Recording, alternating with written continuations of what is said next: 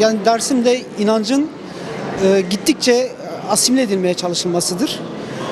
Asimile edilmeye çalışırken yani bizim kendimize ait olan, Dersim coğrafyasının kendisine ait olan yüzyıllardır Dersimler tarafından, Dersimlerin büyükleri tarafından yaşatılmış inancın değiştirilerek onun yerine başka bir inanç, başka bir din devreye sokulmaya çalışması nedeniyle biz aslında Dersim coğrafyasında yüzyıllardır yaşamış, doğayla barışık, doğayla iç içeyken, doğanın formülasyonu üzerine, doğayla birlikte yaşarken geliştirmiş bir yaşam biçimini anlatmaya çalıştık. Aslında anlattığımız sadece bir inanç değil, bir felsefesi olan bir yaşam biçimidir.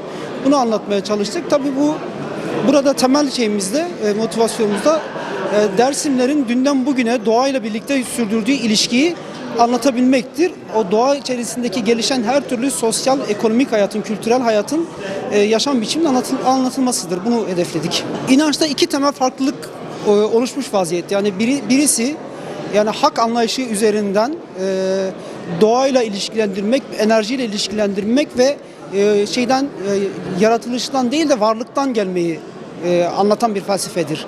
Yani yokluktan yaratılmadık, varlık yoluyla çoğalarak bugüne geldik anlayışını anlatır ve varlıktan çoğalmanın da sayısız doğumla çoğalmanın da ispat noktası olarak da doğayı da dişil olarak, kadın olarak yorumlayarak aslında doğada sayısız doğumla, doğanın içerisindeki doğumlarla bugüne kadar geldiklerini, yani bir yaratıcı tarafından yaratılmadık. Aslında vardık, en baştan beri vardık.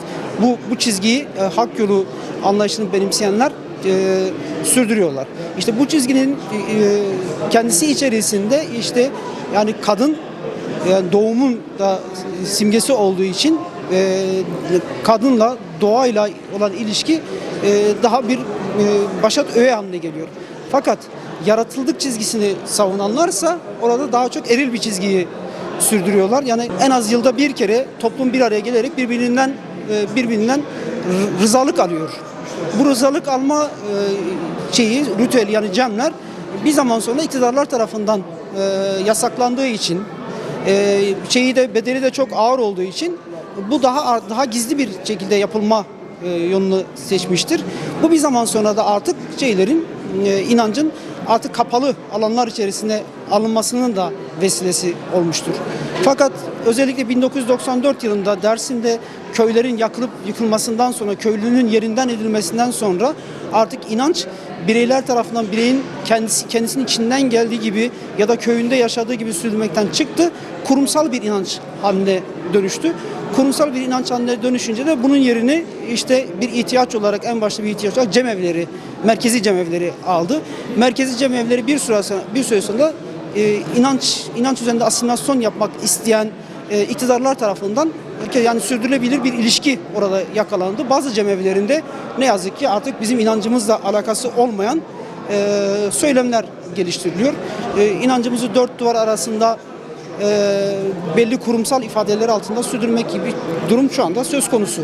Tabii ki söyleyebiliriz. Yani çünkü burada bahsedilen şey sadece bir inanmak değildir. Yani yaşamdır. Bu yaşam da sadece insanın yaşamı değil. Yani doğadaki bütün varlıkların birbiriyle yaşamasıdır. Birbiriyle komşuluk ilişkisi içerisinde yaşamasıdır. Yani Rayhak inancının aslında temel olarak anlattığı şey odur. Doğadaki bütün canlılar birbirleriyle komşuluk ilişkisi içerisinde yaşarlar ve birbirleri üzerlerinde hakları vardır. Ve birbirlerine karşı sorumlulukları da vardır. Bu nedenle yani doğaya karşı yapılacak her türlü müdahale, onu yıpratacak, bozacak, onu yok edecek her türlü müdahale Rayhak yaşam biçimine terstir. Rayhak yaşam biçimi en başta doğadaki canlıları merkezine alır, insanı aslında doğadaki diğer canlılardan daha sonraya koyar.